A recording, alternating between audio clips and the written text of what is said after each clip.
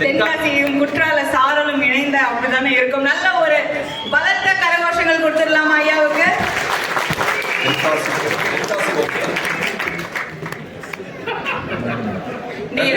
நன்றி ஐயா. இனிமேல் இந்த அமர்விலே கலந்து கொண்டு இந்த நிகழ்வில் கலந்து கொண்டு கடமையாற்றுவதற்கு எல்லா விதமான ஏற்பாடுகளையும்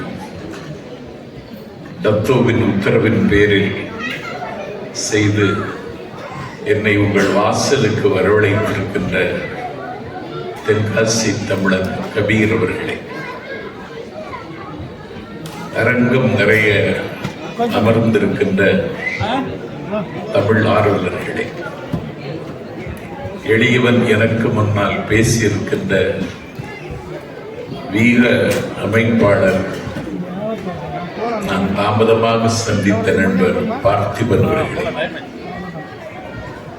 உரையாற்றி அமர்ந்திருக்கின்ற நகைச்சுவை கொண்டல் தமிழின் ஆழம் கண்ட பேராசிரியர், நான் பெரிதும் மதிக்கின்ற ஐயா ஞானசம்பந்தன் அவர்களே,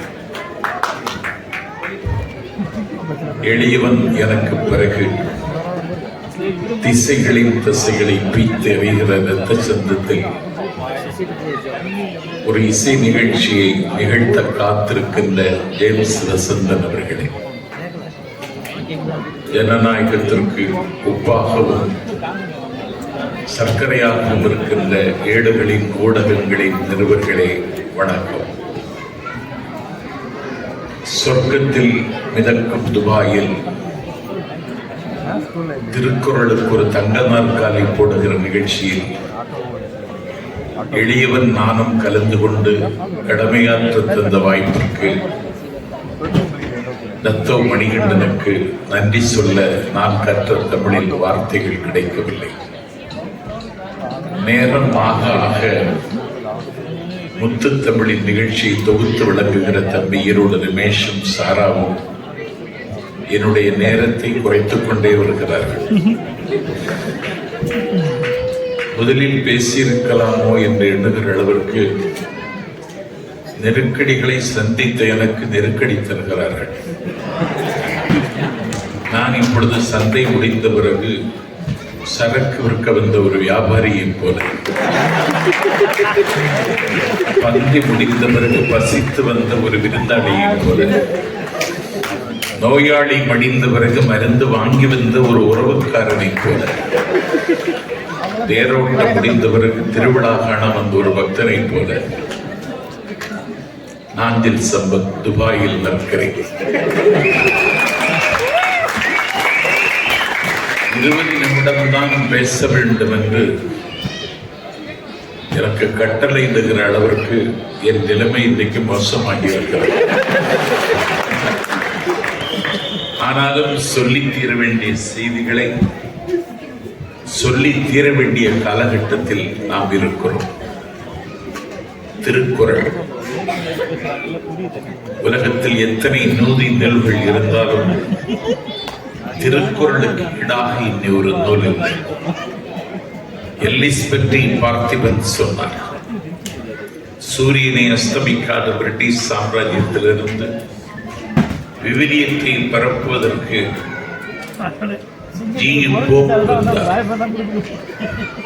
அவர் தமிழ்நாடெல்லாம் சுற்றினார். தென்திசை குமரி முதல் திருத்தணி மலையில் உச்சி வரை பயணம் செய்தார். எல்லா இடங்களிலும் தமிழின் கொடி உச்சத்தில் பறந்து கொண்டிருந்தது. அப்போது அவர் நினைத்தார், தமிழுக்கும் தமிழர்களுக்கும் உள்ள உறவு வானத்துக்கும் சிறகுக்கும் உள்ள உறவை போன்றது. இவர்களுக்கு மத்தியில் விவிலியத்தை சொல்ல வேண்டுமானால் இவர்கள் பேசுகிற தமிழை கற்றுக்கொண்டு அவர்களுடைய மொழியில் திருக்குறளை சொல்லிக் கொடுக்க வேண்டும், விவிலியத்தை சொல்லிக் கொடுக்க வேண்டும் என்று ஜியும் போ அதற்காகவே தமிழ் கற்றார். அவர் தமிழில் இருக்கிற எல்லா இலக்கியங்களையும் படித்தார். திருக்குறளை திருவாசகத்தை படித்ததற்கு பிறகு நான் திருக்குறளை படித்து விட்டேன், திருவாசகத்தை படித்து விட்டேன், இனி படிப்பதற்கு ஒன்றுமில்லை, நாளைக்கு நான் கண்ணை மூடினால் நான் கல்லறைக்கு போகிற நேரம் வந்தால் என்னுடைய கல்லறையில் இங்கே ஒரு தமிழ் மாணவன் தூங்குகிறான் என்று எழுதி வையுங்கள். Here lies a Tamil student என்று திருக்குறளை படித்ததற்கு பிறகு இதை சொன்னார். அந்த திருக்குறளுக்கு இங்கே நாம் விழா எடுத்துக் கொண்டிருக்கிறோம். என்ன தலைப்பு என்று கேட்ட பொழுது 60 20 என்றார். என்ன என்று கேட்டேன். இல்லை, இளைய குழந்தைகளுக்கு திருக்குறளை அறிமுகம் செய்ய அறிவு அற்றம் காக்கும் கருவி என்று வழக்கறிஞர் சுமதி வருகிறார். இளைய தலைமுறைக்கு பாடம் எடுக்க பேராசிரியர் ஞானசம்பந்தன் அவர்கள் வருகிறார். வயதானவர்களுக்கு சொல்லுவதற்குத்தான் உங்களுக்கு 60 20 என்று தந்திருக்கிறோம் என்று என்னை வயதானவர்கள் பட்டியலில் சேர்த்ததற்காக நான் நன்றி தெரிவித்துக் கொள்கிறேன். திருக்குறள் தமிழர்கள் தள்ளி வைத்த ஒரு தங்கம். திருக்குறளை தாங்கி பிடிப்பதற்கு அன்றைக்கு தோள்கள் இல்லை. அதை எல்லா இடங்களிலும் கொண்டு சேர்ப்பதற்கு தாள்களும் இல்லை. ஆனாலும் திருக்குறள் நூற்றாண்டுகளின் வரப்புகளை கடந்து வாழ்கிறது. யாரும் சிந்திக்க முடியாததை சிந்தித்தான். அவன் 1.25 அடியில் உலகத்தை அளந்தான். அவன் தன்னுடைய பெயரை கூட அந்த நூலில் பதிவு செய்யவில்லை. தன்னுடைய மொழியை கூட அதில் அவன் சுட்டவில்லை. தான் பிறந்த ஊரை கூட பதிவு செய்யவில்லை. தன்னுடைய மொழியை கூட அவன் அடையாளம் காட்டவில்லை. ஒரு இருண்டு கிடக்கிற இதயங்களுக்கு ஒரு நாள் விடியுமானால் திருக்குறளால் தான் விடியும் என்று நம்புகிற நான் சொல்லுகிறேன், உலகத்தில் இருக்கிற நீதி இலக்கியங்களில் திருக்குறளுக்கு ஈடான இன்னொரு நூல் எந்த மொழியிலும் இல்லை என்பதை மத்தளம் கொட்டி வரிசைக்கு நீண்டுவதை நான் சொல்லுகிறேன். 60 20 என்றால் ஒரு முதுமை முத்தமிடுகிற வயதில் ஒரு மனிதன் சோர்ந்து போகிறான். கவலைகள் அவனை அரிக்க தொடங்குகின்றன. அவனுடைய இதய கூடுகளில் பள்ளி கொண்டு கிடந்த நிம்மதி அவனை விட்டு விடை பெறுகிறது. The Old Man and the Sea, the Hemingway எழுதிய புதினத்தில் அலைகள் ஆரவாரிக்கின்ற கடலில் நடுக்கடலை தாண்டி ஒரு கிழவன் பயணிப்பான். அவன் அந்த மோதுகின்ற அலைகளுக்கு ஈடு கொடுத்து அவன் நீந்துகிறான். ஒரு குறிப்பிட்ட மீனை தேடி அந்த குறிப்பிட்ட மீனை தேடி பயணம் செய்கிற அந்த கிழவன் அந்த மீனை பிடித்து விட்டான். அந்த மீனை பிடித்தவன் கரைக்கு கொண்டு வருகிற பொழுது சுறாக்கள் அந்த மீனுடைய சதை பகுதியை தின்று விடுகின்றன. அந்த மீனை பிடிக்க வேண்டும் என்பதுதான் லட்சியம். மீனை அவன் கரைக்கு கொண்டு வந்து கொண்டிருக்கிறான். அவன் கொண்டு வந்து கொண்டிருக்கிற பொழுது அந்த மீனினுடைய சதை பகுதிகளை சுறா மீன்கள் கொத்தி கொத்தி தின்று விட்டன. அவன் அந்த மீனோடு கரைக்கு அதை தூக்கி கொண்டு மேலே காண்பிக்கிற பொழுது அந்த மீனின் எலும்புக்குள் மட்டும்தான் இருந்தன, சதை பகுதி எதுவும் இல்லை. ஆகவே இவன் எலும்பைத்தான் கொண்டு வந்திருக்கிறான், மீனை கொண்டு வரவில்லை என்று ஒருவன் படித்த பொழுது அப்போது அவன் சொன்னான், success is a journey, not victory. நான் எந்த மீனை பிடிக்க வேண்டும் என்று கருதினேனோ அந்த மீனை பிடித்து கொண்டு வந்திருக்கிறேன் என்று சொல்லி அந்த கிழவன் பெருமை பேசினான். ஆகவே 60 என்பது, முதுமை என்பது ஒரு கவலை பள்ளத்தாக்கில் மனிதனை தள்ளி கொண்டு விட்டுவிடும். இதிலிருந்து எப்படி ஒரு மனிதன் தன்னை தற்காத்துக் கொள்வது, தன்னை புதுப்பித்துக் கொள்வது, தன்னை புனருத்தாரணம் செய்து கொள்வது எப்படி? வான்புகழ் வள்ளுவர் சொல்லுகிறார், ஒல்லும் வகையா அரவினை ஓமாதே செல்லும் வாயெல்லாம் செயல். நீ இயங்கிக் கொண்டே இரு. ஒரு ஓடிக்கொண்டிருக்கிற நதியை போல நீ ஓடு. நதி எதற்கும் கவலைப்படுவதில்லை, இது ஓடிக்கொண்டே இருக்கும். அந்த நதியின் கரையோரத்தில் ஒரு அம்பாள் கோவில் இருக்கும். சூரிய உதயத்திற்கு முன்னால் கண் விழித்து அந்த நதியில் இருக்கிற தண்ணீரை ஒரு வெள்ளி செம்பில் கொண்டு அம்பாளுக்கு அபிஷேகம் செய்கிறார் ஒரு அர்ச்சகர். ஒரு அம்பாளுக்கு அபிஷேகம் செய்யக்கூடிய தண்ணீரை நான் தான் என்று நதி அப்போது கர்வம் கொள்வதே இல்லை. அந்த நதியில் ஒரு வாலிபன் ஒலிம்பிக்கில் தங்கப்பதக்கம் பெற வேண்டும் என்று குதிக்கிறான். மீண்டும் எழுகிறான், மீண்டும் தண்ணீரில் விழுகிறான். அவன் நீச்சல் பயிற்சி பெறுகிறான். அவனுடைய நோக்கம் தங்கப்பதக்கம் பெற வேண்டும் என்பது. அவன் தங்கப்பதக்கம் பெறுவதற்காக எந்த நதியில் அவன் விழுந்து எழுந்து வருகிறானோ, இவன் நாளைக்கு தங்கப்பதக்கம் பெறப்போகிறவன் என்னிடத்தில் பயிற்சி பெறுகிறான் என்று நதி ஒரு நாளும் தன்னுடைய பெருமையை பேசுவதில்லை. ஓட காண்பது பூமணல் வெள்ளம் என்பதை போல நதிக்கரையில் இருக்கின்ற மஞ்சள் மலர்கள், மரத்தில் இருக்கிற மஞ்சள் மலர்கள் நதியில் விழுந்து கொண்டே இருக்கிறது. நதி முழுவதும் மஞ்சள் மலர்களால் மூடி கிடக்கிறது. என்னை மலர்களால் அலங்கரிக்கிறார்கள் என்று நதி அப்பொழுது ஆனந்தப்படுவதும் இல்லை. அந்த நதியின் படிக்கட்டில் என் பக்கத்து வீட்டில் இருக்கிற என் தோழர் பாட்ஷா ஞாயிற்றுக்கிழமை ஆட்டை அறுத்து விற்றுவிட்டு அதனுடைய எலும்பை, அதனுடைய தோலை கொண்டு போய் அந்த நதிக்கரையில் அலம்புகிறான். என்னை அழுக்காக்குகிறானே என்று அந்த நதி ஆத்திரப்படுவதும் இல்லை. அதே படிக்கரையில் அழுக்கு துணிகளை சலவைக்கு எடுத்துக்கொண்ட சலவை தொழிலாளி அந்த துணியை அந்த தண்ணீரில் நனைத்து அழுக்கை அகற்றுகிறான். துணி பளிச்சென்று வெள்ளையாகி விடுகிறது. தண்ணீரில் சலவை செய்த துணியை வீட்டுக்கு கொண்டு வந்து சேர்க்கிறான். ஆனால் ஓடிக்கொண்டிருக்கிற அந்த நதி என்னை அழுக்காக்குகிறானே என்று அவன் மீது கோபப்படுவதில்லை. நதி எப்போதும் போல் ஓடிக்கொண்டே இருக்கிறது. லார்ட் டென்னிசன் என்கிற கவிஞன் சொன்னான், "Men may come and men may go, but I want forever." மனிதர்கள் போவார்கள் வருவார்கள், ஆனாலும் நான் ஓடிக்கொண்டே இருப்பேன் என்று ஒரு பாடிக்கொண்டே இருக்கிற நீரோடை போல கால ஓட்டத்தில் ஒரு மனிதன் எப்பொழுதும் இயங்கிக் கொண்டே இருக்க வேண்டும் என்பதைத்தான் ஒல்லும் வகையான் அரவினை ஓவாதே செல்லும் வாயெல்லாம் செயல், நீ இயங்கிக் கொண்டே இரு என்று திருக்குறள் திரும்ப திரும்ப நமக்கு வலியுறுத்துகிறது. இந்த குறளிலே முத்தான குறள் எது சம்பத் என்று என்னிடத்தில் கேட்டார். உலகத்தில் உன்னதமானவள் தாய்தான். தாய்க்கு நிகராக யாரும் இல்லை. பாரதிதாசன் சித்தரிப்பான். கணவன் வேலைக்கு போய்விட்டார். அவனுடைய மனைவியும் வேலைக்கு போனாள்.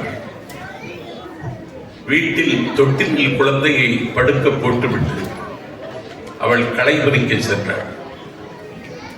பகல் 12 மணிக்கு வீட்டுக்கு திரும்பி வந்து விட்டாள். அந்தி மாலையில் தான் காலையில் வேலைக்கு போன கணவன் திரும்ப விடுவான். வீடு கரடு முரடான பளிங்கு கற்கள் இல்லை.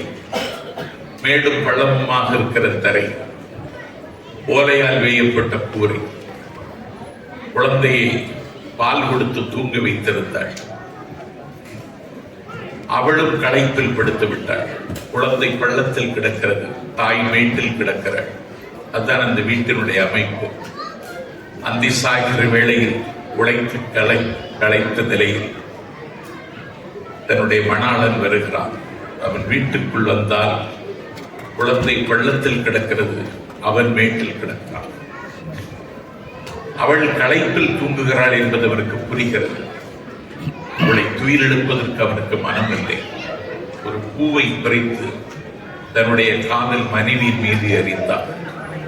அந்த பூ வந்து விழுந்தவுடனே அவள் எழுந்திருப்பாள் என்று அவன் எதிர்பார்த்தான். அவள் எழுந்திருக்கவில்லை. ஐயோ, இவள் சாய்ந்து விட்டால் குழந்தையின் மேலல்லவா சரிவாள் என்று ஒரு பூவை பறித்து குழந்தையின் மீது எறிந்தான். தன் மீது ஒரு பூ வந்து விழுந்த பொழுது அவள் எழவில்லை.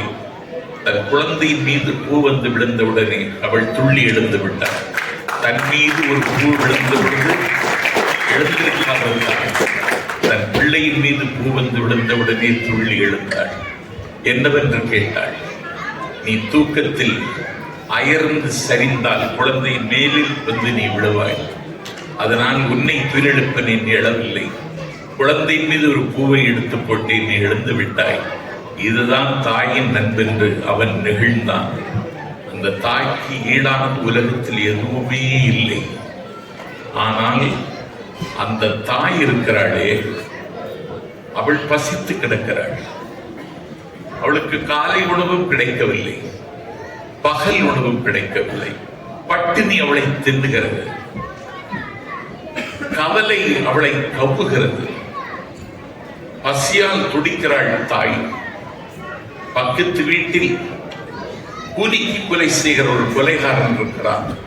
அவனிடத்தில் போய் என் தாய் பசித்திருக்கிறாள், ஏதாவது உதவி என்று அவன் கேட்டால் அவன் கொடுத்திருப்பான். ஆனால் அவன் கேட்க தயாராக இல்லை. அப்போதுதான் அவன் சொன்னான், ஈன்றாள் பசி காண்பான் ஆயினும் செய்யற்க சான்றோர் பழிக்கும் வேறை. தாய் பசித்து கிடந்தார். தாய்க்காக அறமற்ற செயல்களை செய்யாதே என்று உலகத்தில் ஒரு நீதி நூல் பேசுவானால் அது திருக்குறள் பேசியது. ஆகவே மனிதன் இயங்கிக் கொண்டு இருக்க வேண்டும். தராட்சன் என்று சொல்லக்கூடியவர் காளை என்று ஒரு கவிதை எழுதினார். அந்த காளைக்கு வயதாகிவிட்டது. வயதாகிவிட்ட காரணத்தினால் அந்த காளையை மந்தையில் இருந்தே வெளியேற்றி விட்டார்கள். மந்தையிலிருந்து வெளியேற்றப்பட்டதற்கு பிறகு காளை தன்னுடைய அங்கீகாரத்தையும் அடையாளத்தையும் விளக்க தொடங்குகிறது. கவலையினால் வாடுகிறது. பதனிடப்பட்ட தோல் போல் அது இழைத்து போய்விட்டது. அந்த காளை கவலைப்படுகிறது. வயதாகி போனதால் நம்மை இப்படி அலட்சியப்படுத்துகிறார்கள் என்று காளை கவலைப்படுவதை ஒரு கவிதை பதிவு செய்கிறது. சங்ககாலம் என்கிற தங்க காலத்தில் தொடித்தலை விழுத்தட்டினார் என்கிற கவிஞர் பாடுகிறார். கடந்த காலத்தை நினைத்து பாடுகிறார். நான் வாலிபனாக இருந்த காலத்தில் ஆழ்வலியும் தோல்வலியும் எனக்கு வசமாக இருந்த வேளையில் அன்றைக்கு நான் இந்த பொய்கையில் தாவி குதித்தேன். என்னோடு நான் மட்டுமா, என்னுடைய தோழிகளும் அதிலே குதித்தார்கள். அவர்களை இந்த தண்ணீரில் பொய்கையில் நான் அவர்களை தழுவினேன். அவள் குளித்த இடத்தில் குளித்தேன், அவள் நீந்திய இடத்தில் நீந்தினேன்.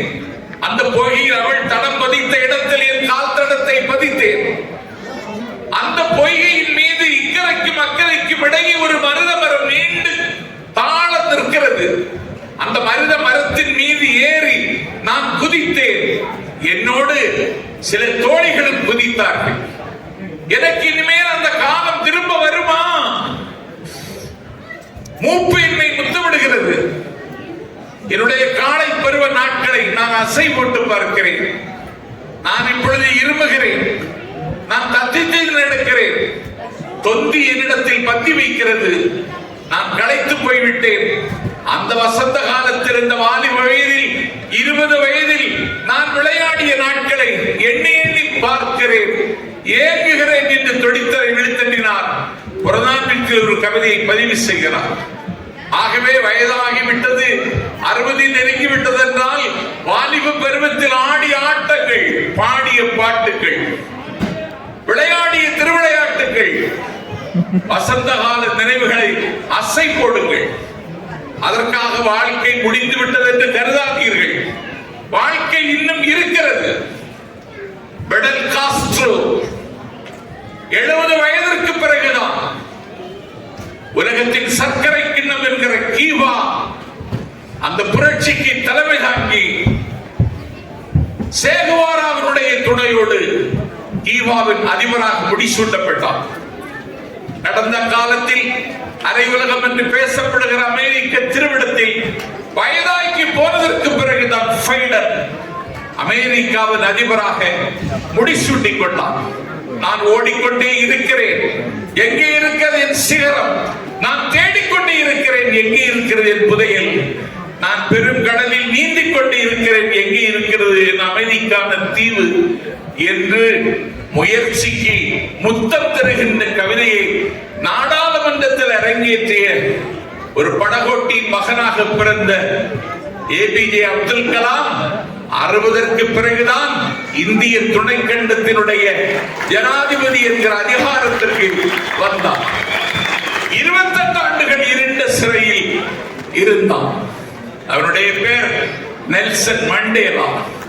28 ஆண்டுகள் இருண்ட சிறையில் இருந்த மண்டேலா 28 ஆண்டுகள் அவரை சிறையில் இருந்ததற்கு பிறகு வெளியே வந்து மக்களை சந்தித்து மக்களினுடைய அன்பை ஆதரவை பெற்று தென்னாப்பிரிக்காவுடைய அதிபராக முடிசூட்டி கொண்டார். அதிபராக வந்த பொழுது நெல்சன் மண்டேலாவிடத்தில் கேட்டார்கள், உன்னை 28 ஆண்டு காலம் சிறையில் வைத்தார்களே, நீ அவர்களை என்ன செய்ய போகிறாய் என்று கேட்டார். அப்பொழுது மண்டேலா சொன்னார், let us forgive, reconcile, reconstruct. நான் அவர்களை ஒன்றும் செய்ய போவதில்லை, என்னுடைய நாட்டை புதிதாக நிர்மாணிக்கப் போகிறேன் என்று நெல்சன் மண்டேலா பதில் சொன்னான். அப்போது அவனுக்கு வயது 80 ஆகிவிட்டது. ஆகவே இளமை மட்டும்தான் வசந்த காலம் என்று யாரும் எண்ண வேண்டாம். முதுமை முத்தமிடுகிற வயதிலும் வசந்தத்தை அனுபவிக்கலாம். வாழ்க்கையில் அதற்கான வாய்ப்பு இருக்கிறது என்பதை பாம்புகள் வள்ளுவம் நம்புகிறது. ஆகவே கர்மம் செய்து கண்ணோட வல்லார் உரிமை உடையது இந்த உலகம். பகல் 11 மணிக்கு சாலை ஓரத்தில் இருக்கிற ஒரு சின்ன கடை, உணவு தயாரித்து விற்பனை செய்கிற கடை. அங்கே ஊழியர் இல்லை, சமைப்பவரும் அவர்தான், பரிமாறுகிறோம் அவர்தான். ஒரே ஒருவர் அந்த கடையை நடத்துகிறார். பகல் 11 மணி. ஒரு வயதானவர், 70 வயதை கடந்தவர் அந்த கடைக்குள் நுழைகிறார். ஒரு சிவப்பு சட்டை எடுத்து மாட்டிக்கொண்டு அந்த கடைக்காரனிடத்திலே கூட சொல்லாமல், மீல்ஸ் ரெடி, உணவு தயார் என்ற பதாகையை கையில் வைத்துக் கொண்டு நெடுஞ்சாலை ஓரத்தில் நிற்கிறார். அந்த அட்டையை பதாகையை பார்த்து சில பேர் அந்த உணவகத்திற்கு செல்லுகிறார்கள்.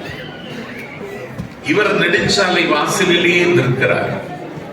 இது கடைக்காரருக்கு கூட தெரியாது. அவனுக்கு தவிக்கிறது, அவருக்கு பசிக்கிறது, தவிப்பு பசி இருந்த பொழுதும் அங்கே உணவகத்துக்கு வருவர்கள் வீசி எறியக்கூடிய அந்த குப்பி, அந்த பிளாஸ்டிக் பாட்டில் கொஞ்சம் போல தண்ணீர் எஞ்சி இருக்கிறது, அதை மட்டும் பிடித்துக் கொள்கிறார். பசியோடும் தாகத்தோடும் காவல் காத்து நிற்கிறார். மீல்ஸ் ரெடி என்ற பதாகை கையில் வைத்துக் கொண்டிருக்கிறார். அந்தி சாய்கிறது, இருள் கவிகிற நேரம் வருகிறது. அந்த கடைக்குள் அவர் திரும்ப போகிறார். அந்த கடையினுடைய உரிமையாளர் அவருக்கு ஒரு சாப்பாடு பொட்டலத்தை கொடுக்கிறார். வீட்டுக்கு எடுத்து செல்லுகிறார்.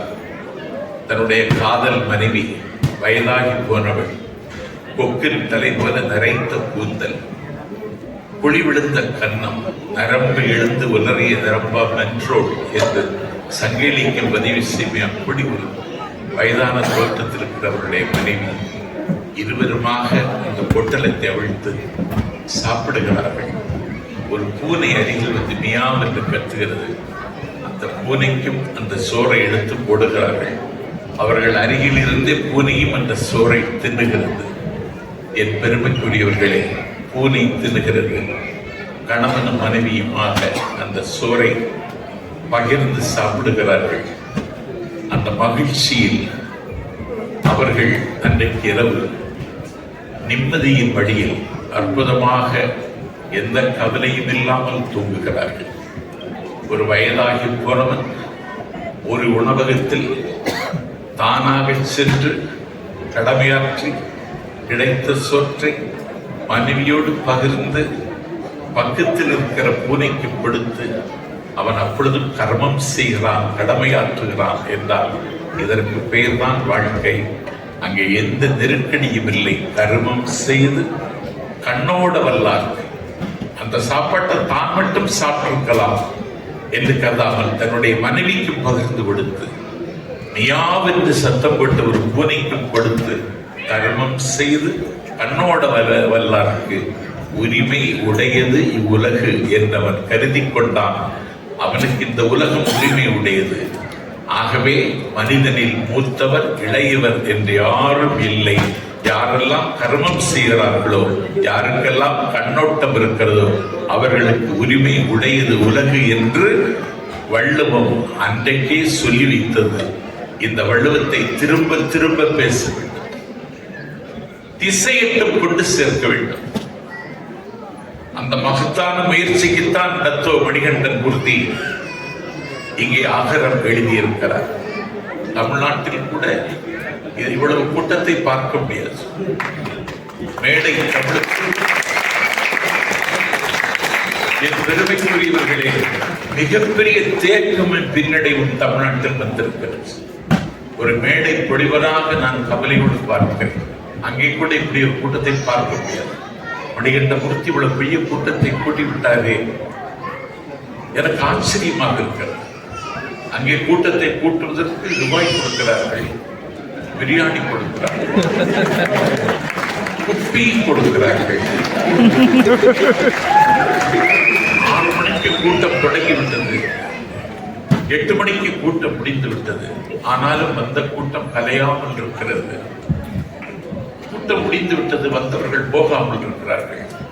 ஒலிபெருக்கி அமைப்பாளர் அவர்களிடத்தில் கேட்டான், கூட்டம் தான் முடிந்து விட்டது, ஏன் இன்னும் உட்கார்ந்திருக்கிறீர்கள் என்று கேட்டபொழுது அவர்களில் ஒருவன் சொன்னான், அடுத்த கூட்டத்திற்கு எங்களை தான் புக் செய்திருக்கிறார்கள்.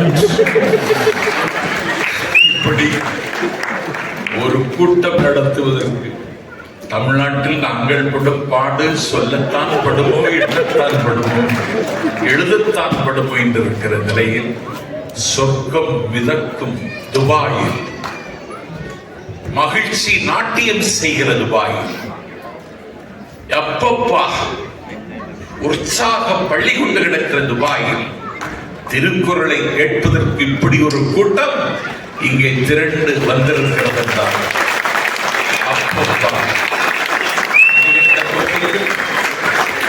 இந்த மகத்தான முயற்சிக்கு முகம் தந்த அனைவருக்கும் உங்கள் காலில் மாலையாக விழுந்து வணங்குகிறேன். இந்த பெறலர் பேற்றை பெற்றமைக்காக நான் உள்ளத்தில் இருந்து ஊறி வருகிற நன்றியை காணிக்காக்குகிறேன். இப்போது கிடைத்த வாய்ப்பு எப்போது வரும் என்று இன்னும் நான் இயங்குகிறேன். நேற்றைக்கு பராக் உணவகத்தில் அவர் போட்ட சாப்பாட்டில் தூங்குவது போலும் சாக்காடு என்கிற திருக்குறள் என் வாழ்க்கையில் நேற்றைக்குத்தான் நடைமுறைக்கு வந்தது. அப்படியே அயர்ந்து தூங்கிவிட்டேன். உலகத்தில் எத்தனையோ உணவகங்களை சாப்பிட்டிருக்கிறேன், ஆனால் பேரிச்சம்பளத்திலேயே சட்னி வைத்த சாதனையாளர்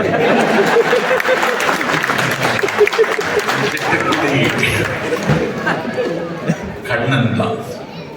இங்கு இவனை நான் பிறவே என்னதுவம் செய்து விட்டேன் என்று பாடினான். கண்ணனின் நண்பனாக பெற்ற பாரதி திட்டக்குடி கண்ணன் ரவியை நண்பனாக பெற்றிருக்கிறேன். இந்த மகிழ்ச்சியான விழாவில் கலந்து கொள்ள அந்த வாய்ப்பிற்கு நன்றி சொல்லுகிற நேரத்தில் இந்த விழாவை அடிக்கடி நடத்த முயலுமா என்று பாருங்கள். தென்காசி திருவள்ளுவர் கழகம் பெற்றெடுத்த பிள்ளை தான். ஒரு 11 ஆண்டு காலம் தென்காசி திருவள்ளுவர் கழகத்தின் மாணவர்களுக்கான பேச்சு போட்டியில் தொடர்ந்து முதலீடு செய்திருக்கிறார். அந்த தகுதியுடன் ஆண்டுக்கு ஒரு நாள் அல்ல, 2 நாள் 3 நாள் என்று விழா எடுக்க முயலுமா என்று பாருங்கள். திருக்குறளில் பேசுவதற்கு அவ்வளவு செய்திகள் இருக்கிறது. பெரும்புலவர் கணேச முதலியார் இரவு 10 மணிக்கு தென்னல் காற்று தெம்மாங்கு படுகின்ற தென்காசியில் பராக்கிரம பாண்டியன் கட்டி எழுப்பிய கோவில் வாசலில் திருக்குறள் விழாவில் மலரினும் மெல்லிது காமம் என்று பேசுகிறார். 2 மணி நேரம் பேசுகிறார் கணேச முதலியார். அதை உங்களைப் போல பந்தியில் உட்கார்ந்து பசியோடு கேட்டவன் நான்.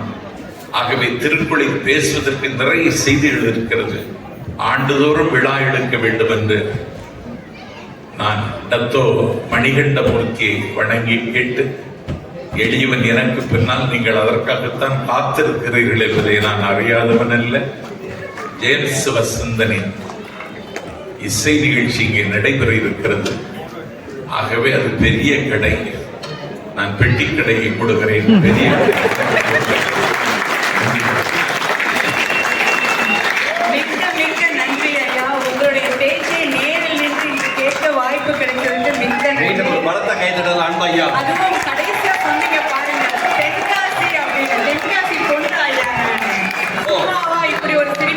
அவருக்கும் எனக்கும் தென்காசியும் குற்றால சாரலும் இணைந்த அப்படிதானே இருக்கும். நல்ல ஒரு பலத்த கரகோஷங்கள் கொடுத்துடலாமா ஐயாவுக்கு?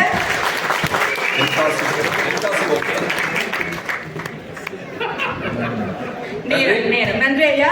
இனிமே இந்த அமர்விலே கலந்து கொண்டு உலகம் சுற்றும் வாலிபன்